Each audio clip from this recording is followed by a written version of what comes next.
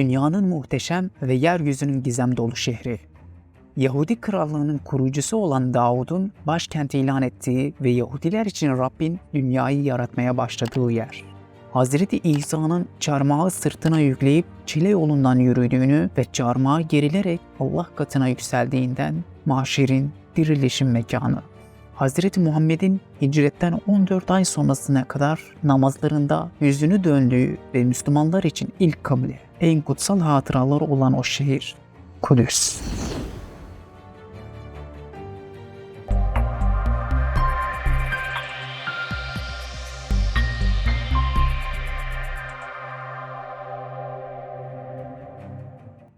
Barış şehri anlamına gelen fakat bitmeyen o savaşların adresi olan Kudüs, 124 bin peygamberin bağlantısıyla dünyada eşi benzeri olmayan tek şehirdir.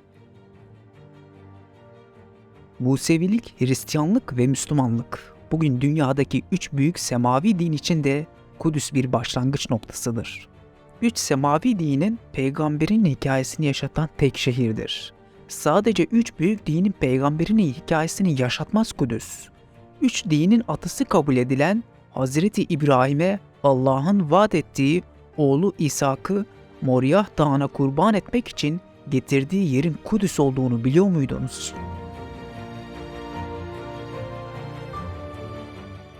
İnsanlık tarihinin en eski şehirlerinden olan Kudüs'ün geçmişi M.Ö. 3000 yıllara kadar uzanır ve bölgeye ilk yerleşen kavim Kenanlılar olur. Bu yüzden Kudüs, Tanah'ta Kenan ülkesi olarak bilinir. Ayrıca Yahudiler olarak da bilinen Kenanlılar, Kudüs sırlarını ilk kez inşa eden kavimdir. M.Ö. 1800'lü yıllarda inşa edilen Kudüs surları birçok medeniyet tarafından yeniden inşa edilerek günümüze kadar gelmiştir.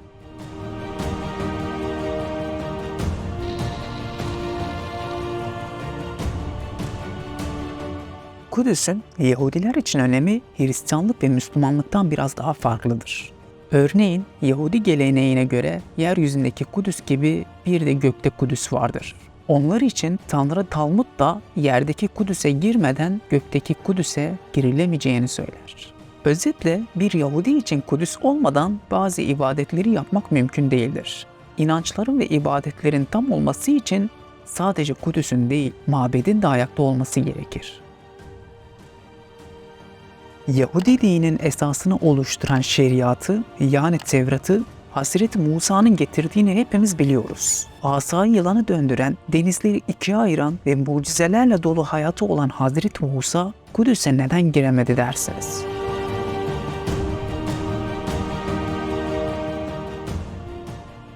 Hazreti Yakup'un İsraililer adıyla anılan 12 erkek çocuğu vardı. Bu çocuklar ve onların soyları göç ettikleri Mısır'da Firavunlar tarafından yüzyıllar boyunca takip edildi.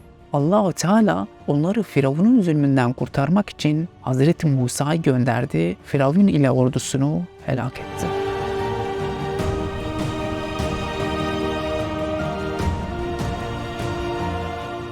Tevrat, Musa'yı peygamberlerin en büyüğü olarak takdim eder. Tevrat'a göre Allah ile yüz yüze söyleşen, Allah'ın Sina'daki vahyine aracı olarak seçtiği esaret altındaki halkını kainler melekutu ve mukaddes millet haline getiren eşsiz ve benzersiz bir kişidir. Hazreti Musa ile ilgili yegane kaynak Tevrat ile Kur'an-ı Kerim'dir. Yaşadığı döneme ait diğer kaynaklarda kendisinden bahsedilmez. Tanah'ın ilk 5 kitabını oluşturan Tevrat, büyük bölümü Hazreti Musa'nın ve önderliğini yaptığı İsrailoğullarının tarihini anlatır.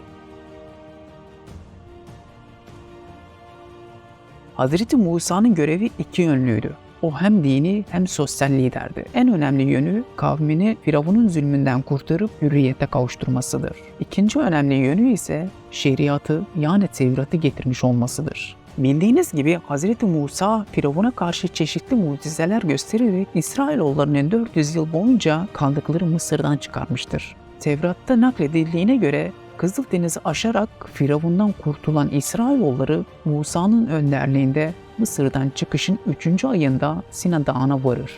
Önlerinde Rabbin onlara vaat ettiği kutsal topraklar uzanmaktaydı. Lakin İsrailoğulları zamanla pısırıklaşmış ve aşağılanmayı kabul etmişlerdi. Bu nedenle kutsal topraklara dönmeyi reddederek Hazreti Musa'ya ey Musa, onlar orada bulundukça biz asla oraya girmeyiz. Haydi sen Rabbinle git, ikiniz savaşın. Biz işte burada oturacağız dediler. Allah'ın savaş emrine karşı çıktıkları için Allah tarafından Kudüs'e girmeleri yasaklanır ve 40 yıl boyunca Sina çölünde sürgün olarak yaşarlar.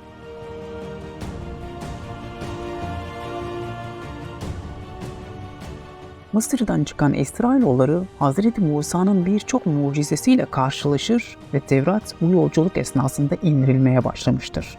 Rab Musa'yı dağa çağırır ve 10 emri ihtiva eden taş levhaları verir. Tevrat'a göre Musa, Sina Dağı'ndan 40 gün 40 gece sonra döndüğünde kavmi kardeşi Harun'un önderliğinde altın bir buzağı yapıp ona tapmaya başladığını görür ve hiddetinden 10 emrin yazılı olduğu taş levhaları kırar. Hazreti Musa buzağı ateşe atarak eritir ve kavminden buzağa tapanların üzerine öldürülmeleri için Levilileri gönderir. Levililer halkın içinden 3000'e yakın kişiyi katleder. Ertesi gün Hazreti Musa Sina'ya gider. Yoldan çıktıkları için öldürüleceği bildirilen halkın affedilmesini ister. Rab İsrailoğullarını bu olay sebebiyle cezalandırır. Yahudiler için Kudüs bir kutsal şehir olmaktan öte milli bir kimliktir. Daha net ifade etmek gerekirse Yahudiler milli kimliklerini Kudüs'e dayandırırlar. Dünyada Yahudiler dışında milli kimliklerini bir şehre dayandıran başka bir millet yoktur. Bu eşi ve benzeri olmayan ilişkinin altında yatan dinsel ve tarihsel neden ise Hazreti İbrahim'e dayanmaktadır. Allah Hazreti İbrahim'e Kudüs'ü vaat ettiği için Hazreti İbrahim'in soyundan gelenleri de üstün ve özel kılmıştır. Bu yüzden Yahudiler diğer milletlerden üstün olduklarının kanıtı olarak Kudüs'ü gösterirler. 3000 yıldır Kudüs'te Yahudi krallığını ilan etmeye çalışmalarının ve şu anda çıkardıkları huzursuzluk ve savaşların sebebi de bundan dolayıdır. Onlara göre Kudüs olmadan Yahudi olamaz. Yahudi'yi Yahudi yapan ve kendini özel gösteren Kudüs'tür.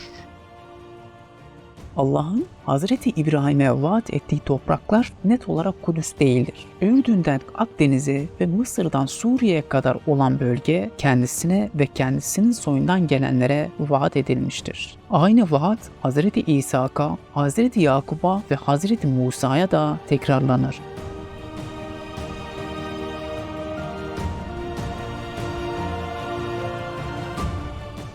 Yahudilerin Kenan diyarına ilk yerleşimi Yeşu önderliğinde gerçekleşmiştir. Yahudilerin Kudüs'ü ele geçirmeleri ise Hazreti Davud döneminde gerçekleşir. 12 İsrailoğlu kabilesini birleştiren Hazreti Davud, Kudüs'ü Kenanlılardan alıp başkent ilan etmiştir. Böylece Yahudiler Tanrı'nın kendilerine vaat ettiği topraklara ilk kez hakim olmuştur. Hazreti Davud, Allah'ın Hazreti Musa'ya emrettiği 10 emrin yer aldığı ahit sandığını Kudüs'e getirip Allah adına bir tapınak inşa etmek ister. Ama ellerinde kan olduğu için Allah buna izin vermez ve ilk Yahudi tapınağı oğlu Hazreti Süleyman döneminde inşa edilir. Yahudiler ikinci tapınakları yıkıldıktan sonra Kudüs şehrine bir daha hakim olamamıştır. Kanuni Sultan Süleyman dönemine kadar ağlama duvarına Zeytin Dağı'ndan bakarak dua edebilmişlerdir. Yahudilerin ağlama duvarı önünde dua etmesine izin veren ise Kanuni Sultan Süleyman'dır. Yahudi inancına göre Mesih Zeytin Dağı'na inecek ve Kidron Vadisi üzerinde kurulan köprüden geçip Altın Kapı'dan girerek kutsal tapınağın olduğu yere tahtını kuracak ve 3. Yahudi tapınağını inşa edecektir. Yahudiler bu tarihi ana tanıklık etmek için Zeytin Dağı eteklerine Yahudi mezarlığı inşa etmiştir. Mezarlığın yönü Kubbetus Sahra'ya, yani Yahudilerin kutsal tapınağının olduğu yere bakmaktadır.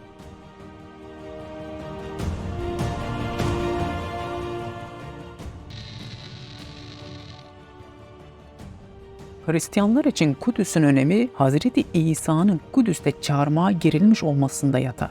Ayrıca Hristiyanlar için Kudüs, Hazreti İsa'nın yeniden dünyaya inip cennetin krallığını kuracağı şehirdir. İnanışa göre Hazreti İsa göğe yükseldiği Zeytin Dağı'na Mesih olarak inecek ve Kidron Vadisi'nden geçtikten sonra Altın Kapı'dan Kudüs'e girecek, Kudüs'te tahtını kurup cennetin krallığını ilan edecektir.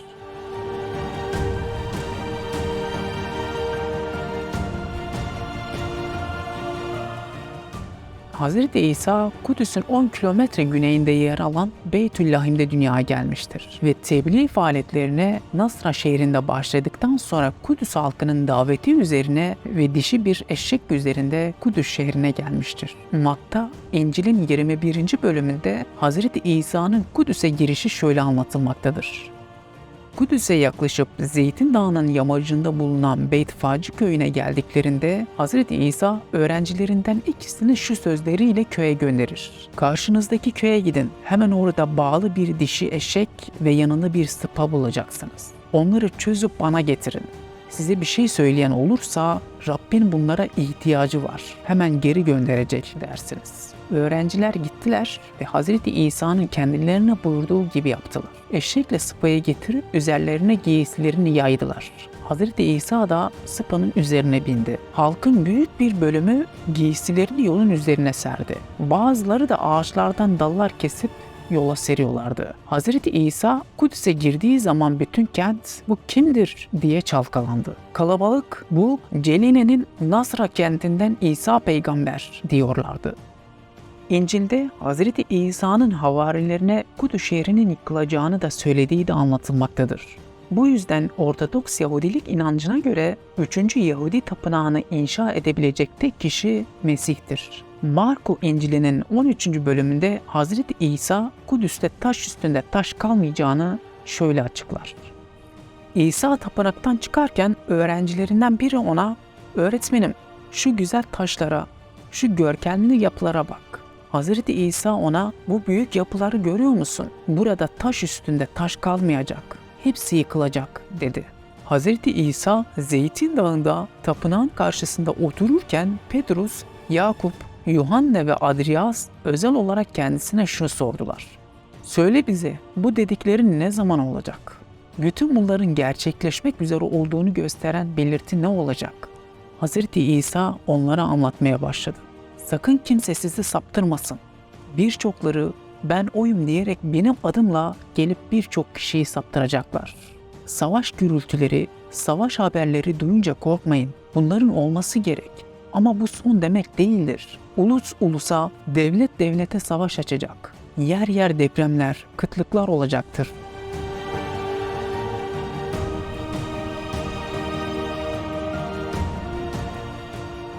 Hristiyan inancına göre Hazreti İsa, kutsal kabir kilisesinin olduğu yerde çarmıha gerilmiş. Daha sonra cesedi bir tahta üzerine yatırılarak yıkanmış ve buraya gömülmüştür. Hazreti İsa'nın çarmıha gerildikten sonra cesedinin yatırıldığına inanılan tahtaya bugün Hristiyanlar ellerini yüzlerini sürerek kutsandıklarına inanmaktadırlar.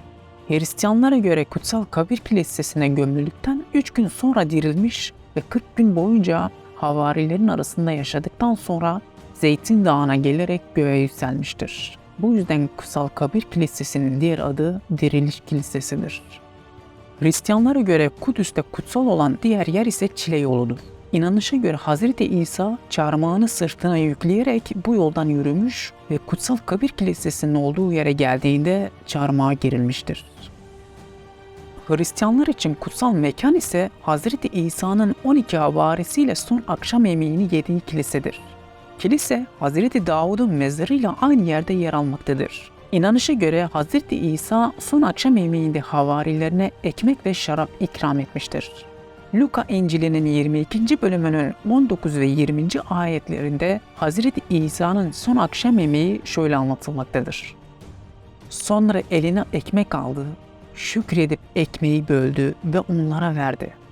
"Bu sizin uğrunuza feda edilen bedenimdir. Beni anmak için böyle yapın" dedi. Aynı şekilde yemekten sonra kaseye alıp şöyle dedi. "Bu kase sizin uğrunuza akıtılan kanımla gerçekleşen antlaşmalardır."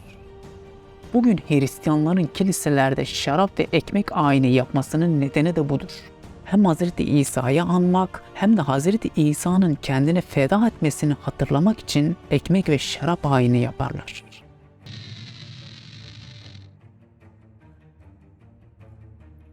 Kudüs, diğer büyük dinler kadar Müslümanlar için de önemli bir şehirdir. Çünkü Kudüs, Müslümanların ilk kıblesidir.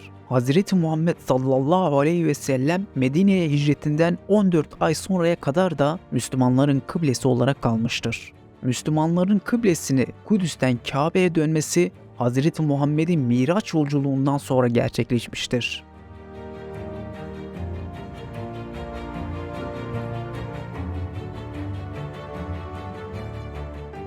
İslam inancına göre Hz. Muhammed bir gece Medine'den Mescid-i Aksa'ya Burak atı üzerinde gelmiş ve atını bugünkü Burak Mescidi'nin olduğu yere bağladıktan sonra muallak taşının olduğu yere gelerek miraca yükselmiştir. İsra suresinin 1. ayetinde Hz. Muhammed'in Miraç yolculuğu şöyle anlatılır. Kulu Muhammed'i geceleyin Mescid-i Haram'dan kendisine bazı ayetlerimizi göstermek için etrafını mübarek kıldığımız Mescid-i Aksa'ya götüren Allah her türlü noksan sıfatlardan münezzehtir. Şüphesiz ki her şeyi hakkıyla işiten, hakkıyla gören O'dur. Kur'an'da Kudüs kelimesi açık olarak geçmez. Fakat Mescid-i Aksa olarak geçer.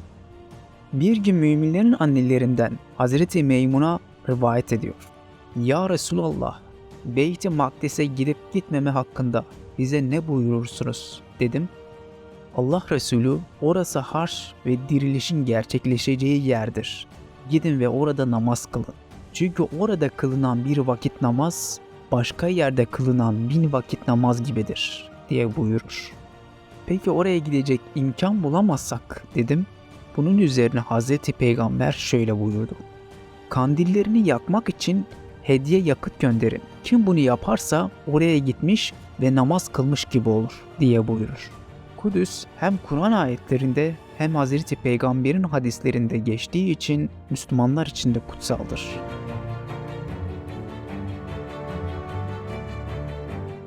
Kudüs 638 yılında Hazreti Ömer tarafından fethedilmiştir. Hazreti Ömer şehri fethettikten sonra ilk namazını Süleyman Tapınağı'nın kalıntıları üzerine kılmıştır. Bugün Hazreti Ömer'in namaz kıldığı yerde Kıble Mescidi vardır. Hazreti Ömer Kudüs'ü fethettiğinde bir ferman yayınlamıştır. Fermanda Kudüs için İlya kelimesi kullanılmıştır. İlya kelimesi Arapçaya Latince Alia kelimesinden geçmiştir. Alia Capitolina ise Roma İmparatoru Hadrianus döneminde Kudüs'e verilen isimdir.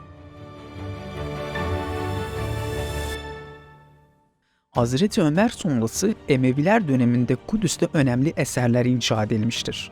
Bunlardan en önemlileri Kubbetü Sahra ve Kıble Mescididir. Kubbetü Sahra, Hazreti Muhammed'in miraca yükseldiği muallak taşın çevrileceği için ayrı bir kutsallığı vardır. Ve çoğu insan tarafından Mescid-i Aksa olarak bilinmektedir. Gerçekte Mescid-i Aksa, Kubbetü Sahra'yı da içine alan 144 dönümlük bir alandır. Şehre Arapça mübarek, bereketli anlamına gelen Kudüs ismini verenler ise Abbasilerdir. Abbasi döneminde de Kudüs'te önemli eserler inşa edilmiştir. Emeviler döneminde inşa edilen ve depremde yıkılan Kıble Mescidi yeniden inşa edilmiştir. 1099 yılında 1. Haçlı işgali sonrası Haçlıların kontrolü altına girmiştir ve 88 yıl sonra Eyyubi Sultanı Selahaddin Eyyubi tarafından tekrar fethedilerek İslam egemenliğine girmiştir. Eyyubiler sonrası Memlükler ve Memlükler sonrası 1517 yılında Yavuz Sultan Selim'in fethiyle 1917 yılına kadar Müslümanların egemenliğinde kalmıştır. Bugünkü Kudüs turları ise Kanuni Sultan Süleyman tarafından yapılmıştır. Kanuni döneminde Mesih iddiaları artınca Altın Kapı önünde Müslüman mezarlığı yapılmıştır. Çünkü Yahudi inancına göre Mesih, Hazreti Harun'un soyundan gelen bir kohen olacaktır. Kohenlerin mezar üstünden geçmesi ise yasaktır. Kudüs, ayrıca Zeytin Dağı'nda Selman-ı Farisi ve Rabiatül Adeviye'nin mezarları yer aldığı için kutsaldır. Zeytin Dağı, Müslümanlar için Hazreti İsa'nın Allah katına yükseldiği yerdir. Bakara suresinin 157 ve 158. ayetlerine göre Hazreti İsa çarmıha gerilmemiş, Allah onu yanına almıştır.